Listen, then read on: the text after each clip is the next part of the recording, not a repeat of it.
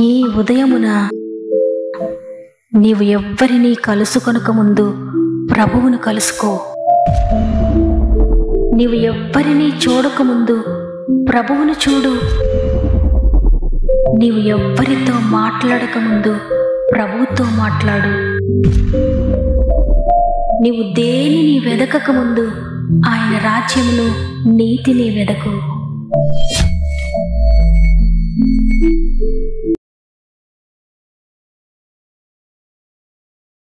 Praise the Lord. God first అనే వాగ్దాన కార్యక్రమాన్ని ప్రతిరోజు వింటున్న ప్రియ సహోదరి, ప్రియ సహోదరుడా, ప్రభు నామంలో మీ అందరికీ నా యొక్క శుభములు తెలియజేస్తూ మరి ఒకసారి కార్యక్రమానికి మిమ్మల్ని అందరినీ హృదయపూర్వకంగా ఆహ్వానిస్తున్నాను. ఎలా ఉన్నారు దేవుని బిడ్డలారా? బాగున్నారు కదా? ప్రతిరోజు దేవుడు మనతో మాట్లాడుతున్న ఈ మాటలను బట్టి మీరందరూ ఆత్మీయంగా బలపడుతున్నారని నమ్ముతున్నాను.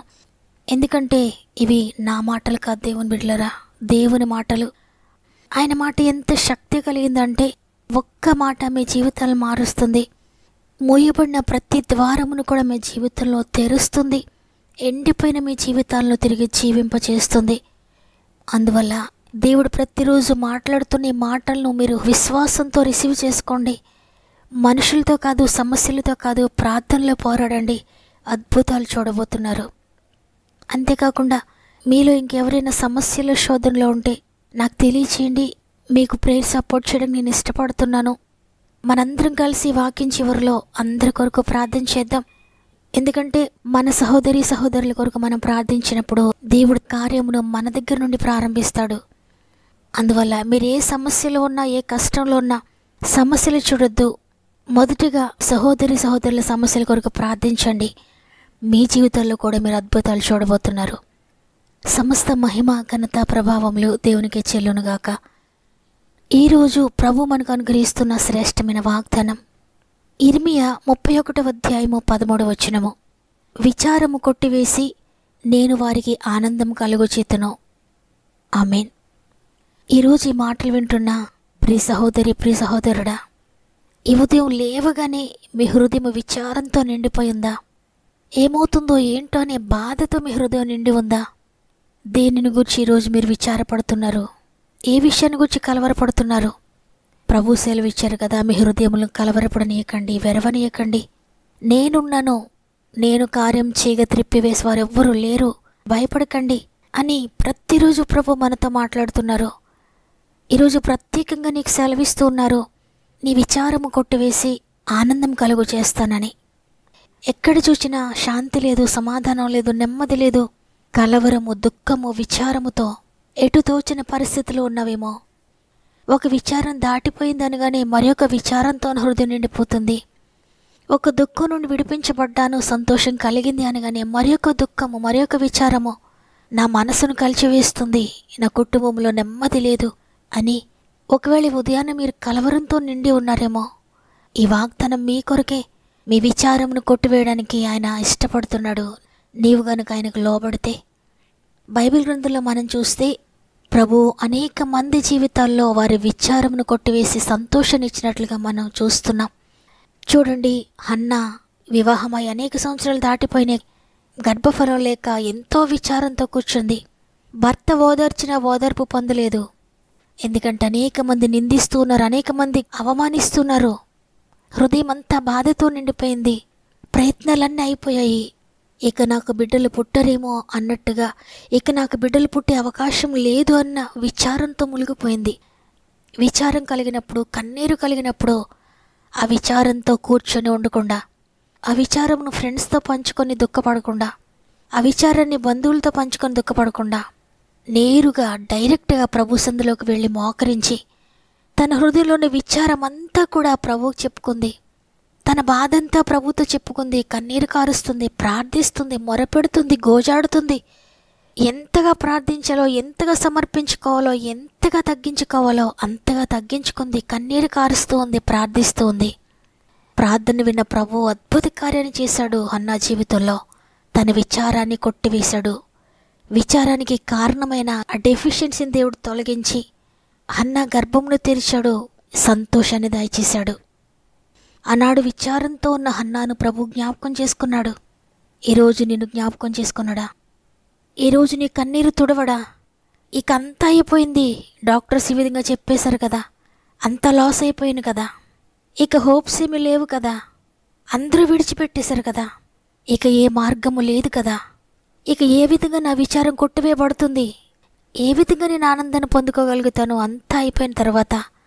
అవును, సాతాను అనేకసార్లు చెప్తూ ఉంటాడు, ఇక అంతా అయిపోయింది, నీ పని అయిపోయింది, నీవిక ఏమీ చేయలేవు, నీకు ఇక ఏ మార్గము లేదు, నువ్వేం చేసినా ఓడిపోతావు, నువ్వెక్కడికి వెళ్ళినా నీకు జయము రాదు, అన్ని విషయాలు నువ్వు ఓడిపోతూనే ఉంటావు. ఎందుకంటే నువ్వు విడిపించబడ్డానికి ఏ మార్గము లేదు, ఏ సోర్సెస్ లేవు నువ్వు జయించడానికి. అందువల్ల నీ జీవితం ఈ విధంగానే ఉంటుంది. నీవు పాపాన్ని విడిచిపెట్టలేవు, నువ్వు పరిశుద్ధంగా ఉండలేవు. అందువల్ల దేవుడు నిన్ను విడిచిపెట్టాడు. అందువల్ల దేవుడు నీకు తోడుగా ఉండడు, దేవుడు నిన్ను విడిచిపెట్టేస్తాడు అని ఈ విధంగా ఎంతగానో నేను కృంగదీస్తాడు సాతాను. నిన్ను బలహీనపరిచి నువ్వు కృంగిపోయేటట్లుగా చేస్తాడు శత్రువైన సాతాను. కానీ నువ్వు కృంగిపోకు, ఆయన ఎప్పటికీ కూడా నిన్ను విడిచిపెట్టడు. హన్నా వలె నీవు కూడా విచారం కలిగినప్పుడు, దుఃఖము కలిగినప్పుడు ప్రభు సన్నిధిలోకి వెళ్ళి మోకరించి నీ విచారమంతా ప్రభుతో చెప్పుకున్నప్పుడు ఆయన ప్రార్థన వినే ప్రభు, ప్రార్థన త్రోసివేడాయన. నీ ప్రతి కన్నీటి బొట్టును ఆయన దాస్తున్నాడు. ఆయన సన్నిధిలో కార్చిన ప్రతి కన్నీటి బొట్టుకు విలువ ఉంది, ప్రతిఫలం ఉంది. ఈరోజు ఈ మాటలు వింటున్న ప్రియ చెల్లి, ప్రియ తమ్ముడు, దేనిని గురించి విచారంతో ఉన్నారు? ఈరోజు ఏమవుతుందో అని భయపడుతున్నారా? విచారపడుతున్నారా? నీ బిడ్డల గురించి విచారపడుతున్నారా? మీ భర్తను గురించి విచారపడుతున్నారా? మీ భార్యను గురించి విచారపడుతున్నారా? రేపు ఎలా ఉంటుందో అని విచారపడుతున్నారా? మీ అనారోగ్యాన్ని బట్టి విచారపడుతున్నారా? ఆర్థిక బంధకాలను గురించి విచారపడుతూ ఉన్నారా? హన్నా వలె గర్భఫలం లేదని దిగులుతో విచారంతో ఉన్నారా? లేక ఇక దేనిని గురించి మీరు విచారంతో ఉన్నా, విచారంతో కూర్చోకండి. విచారంతో మీ దినములు వ్యర్థం చేసుకోవద్దు. మీ విచారాన్ని ప్రభువుకు తెలియచేయండి. విచారాన్ని ప్రార్థనగా మార్చుకోండి. విచారించే సమయమంతా దేవుని సందులో గడపండి. ఆయన మీద మీ భారం వేసి ఆయనకు అప్పగించి మీ విచారములన్నీ అక్కడ నుండి దుఃఖాన్ని విడిచిపెట్టి నేను నా ప్రభువుకు అప్పగించేసన్న విచారాన్ని ఇక నుండి ఆయన చూసుకుంటారనే ఒక నిరీక్షణ మీరు కలిగి ఉండండి. ప్రభువుకు అప్పగించి మీరు మర్చిపోండి ఆ విచారాన్ని గురించి. దేవుడు తప్పక ఈ కార్యము నా జీవితంలో జరిగించాడనే ఒక గొప్ప నిరీక్షణతో ముందుకు వెళ్ళండి. అద్భుతాన్ని చూడబోతున్నారు ఈరోజు. అదే భయంకరమైన సమస్య అయినా, ఎంత క్రిటికల్ కండిషన్ అయినా, అందరూ విడిచిపెట్టిన పరిస్థితి అయినా, ఇక సాధ్యము కాదన్న పరిస్థితి అయినా, ఎంతగా దుఃఖపడాల్సిన, విచారించవలసిన పరిస్థితి అయినా భయపడకండి. నమ్ముతున్న మీ అందరి జీవితాల్లో దేవుడు అద్భుతం చేయబోతున్నాడు. ఈరోజు విచారానికి బదులుగా సంతోషాన్ని దయచేయబోతున్నాడు. మీ నోటి నిండా నవ్వును, ఆనందాన్ని కలుగజేయబోతున్నాడు. విశ్వసించండి. ప్రార్థనలో పోరాడి విజయం పొందుకోండి. నమ్మిన వారందరూ ఒకవేళ మీరు మోకరించడానికి అనుకూలంగా ఉంటే తప్పక నాతో కలిసి మోకరించండి. ప్రార్థన చేద్దాం. ప్రేమగల తండ్రి, నీకు వందనాలు. దేవా, నీ ఉచిత కృప చేత మరి ఒక దినమును మా జీవితంలో యాడ్ చేశారు. ఇంతవరకు మమ్మల్ని నడిపించారు. నీకు వందనాలు. ఈరోజు వాగ్దానం ఇచ్చారు, మీ విచారంను కొట్టివేస్తున్నానని. తండ్రి, ఇంతగా మమ్మల్ని ఆదరించే మాటలు, మమ్మల్ని బలపరిచే మాటలు ఈ లోకంలో మాతో ఎవరు మాట్లాడరయ్యా, మీరు తప్ప. మీరు మాతో మాట్లాడుతున్నందుకు వందనాలయ్యా. తండ్రి, ఈరోజు ఎంతమంది నీ ప్రియమైన బిడ్డలు విచారంతో ఉన్నారో, అది ఏ విచారమైనా, చిన్న విషయం కోసం విచారపడుతూ ఉన్నా, పెద్ద విషయాల కొరకు విచారపడుతూ ఉన్నా, ప్రతి విచారమును కూడా మీరు కొట్టివేస్తున్నందుకు వందనాలు. హన్నా వలె కన్నీటితో ఎంతమంది బిడ్డలు ప్రార్థిస్తున్నారో వారి విచారము నజరేయుడైన యేసు శక్తి కలిగిన నామములో కొట్టివేయబడునుగాక. ఆనందము తిరిగి పొందుకొందురుగాక, సమాధానము తిరిగి పొందుకొందురుగాక, నెమ్మది తిరిగి పొందుకొందురుగాక యేసు నామములో. తండ్రి, నీకు వందనాలు. అంతేకాకుండా నీ ప్రియమైన బిడ్డలు అనేక మంది వారి యొక్క కష్ట నష్టాలన్నీ మాతో పంచుకుంటున్నారు ఏ కామెంట్స్ ద్వారా. ప్రతి ఒక్కొక్కరిని కూడా బలిష్టమైన నీ చేతులకు అప్పగిస్తున్నాను. నీ చేతిలో ఏది పెట్టినా అది రెట్టింపుగా ఆశీర్వదించబడుతుందయ్యా. 5 రొట్టెలు 2 చిన్ని చేపలు నీ చేతిలో పెట్టినప్పుడు అవి ఎన్నో రెట్లుగా ఆశీర్వదించబడ్డాయి. సమృద్ధి కలిగింది. ప్రతి బిడ్డను, ప్రతి సమస్యను నీ చేతిలో పెడుతున్నాను తండ్రి. నూరంతలుగా ఆశీర్వదించండి. ఆత్మీయంగా నూరంతల ఆశీర్వాదం మీరు దయచేయండి. మానసికంగా నూరంతలుగా ఆశీర్వదించండి. శారీరకంగా నూరంతలుగా ఆశీర్వదించండి. ఆరోగ్యపరంగా నూరంతల ఆశీర్వాదం దయచేయండి. సామాజికంగా నూరంతల ఆశీర్వాదం దయచేయండి. ఎవరైనా నిందల్లో అవమానాల్లో ఉండి అన్నావలి నలిగిపోతూ విచారంతో ఉన్నారేమో, ప్రతి ఒక్కరిని కూడా లేవనెత్తండి. ప్రతి ఒక్కరి జీవితం అద్భుతం చేశారని నమ్ముతున్నాను. అదేవిధంగా ఎంతమంది వివాహాలు కాని వారు ఉన్నారో అద్భుతం చేయండి తండ్రి. ఎంతమంది ఇంకా ఉద్యోగాలు రాలేదని దిగులుతో ఉన్నారో అద్భుతం చేయండి అయ్యా. ఎంతమంది కోర్టు కేసెస్ కొరకు బాధపడుతున్నారో విచారాన్ని కొట్టువేయండి. ఎగ్జామ్స్ రాసి రిజల్ట్స్ కొరకు ఎంతమంది ఎదురు చూస్తున్నారో అద్భుతం చేయండి తండ్రి. ఇంటర్వ్యూస్కి వెళ్ళి రిజల్ట్స్ కొరకు ఎంతమంది ఎదురు చూస్తున్నారో అద్భుతం చేయండి. వ్యవసాయాలను దీవించండి, వ్యాపారాలను దీవించండి, చేతి పనులను దీవించండి. ప్రతి ప్రయత్నం ఆశీర్వదించండి. గర్భంతో ఉన్న ప్రతి బిడ్డను నీ చేతులు పెట్టుకుంటున్నాను ఈరోజు తండ్రి. 9 నెలలు మీరు తోడుగా ఉన్నారని, ఆరోగ్యకరమైన బిడ్డలు మీరు ఇచ్చారని, చక్కటి సేఫ్ డెలివరీస్ మీరు దయచేశారని నమ్మి నీకు స్తుతులు చెల్లిస్తున్నాను. అంతేకాకుండా ఎంతమంది ఈరోజు పుట్టినరోజులు, పెండ్లి రోజులు జరుపుకున్న వారందరినీ కూడా జ్ఞాపకం చేసుకునండి.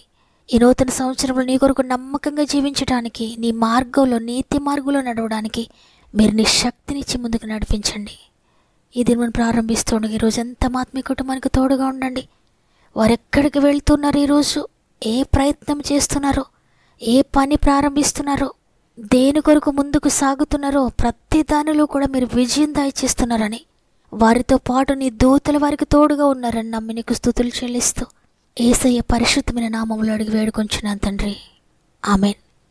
విచారంతో కూర్చున్న ప్రియ చెల్లి, ప్రియ తమ్ముడు, దేవుని బట్టి ధైర్యం తెచ్చుకొని లేచి నిలబడండి. మీ విచారము నెల నుండున్నా, 1 సంవత్సరం నుండున్నా, అనేక సంవత్సరాలుగా ఉన్నా, ఈరోజు ప్రభు వాగ్దానం ఇచ్చారు మీ విచారంను కొట్టివేస్తున్నానని. నమ్మినట్లయితే ఈరోజే మీ విచారాన్ని ప్రభు కొట్టివేయబోతున్నాడు. వితిన్ డేస్లోనే మీ జీవితంలో అద్భుతం జరగబోతోంది. నమ్మిన వారందరూ ఆమెనని కామెంట్ చేయండి. ఈ వాగ్దానం నా కొరకే అన్నవారు తప్పక వాగ్దానాన్ని లైక్ చేయండి. ఇంకా అనేక మందికి ఈ మాటలు వినిపించండి. మీకు అనుకూలమైతే తప్పక షేర్ చేయండి. అనేక మందికి షేర్ చేస్తూ ప్రభు పరిచర్యలో పాలు పొందుతున్న మిమ్మల్ని, మీ కుటుంబాలను దేవుడు అత్యధికంగా దీవించి ఆశీర్వదించునుగాక. దేవుని చిత్తమైతే తిరిగి రేపు అందరం కలిసి ఆయన్ని స్తుతిందాం. అంతవరకు ప్రభు మీకు, మీ కుటుంబాలకు తోడు ఉండి నడిపించునుగాక. God bless you.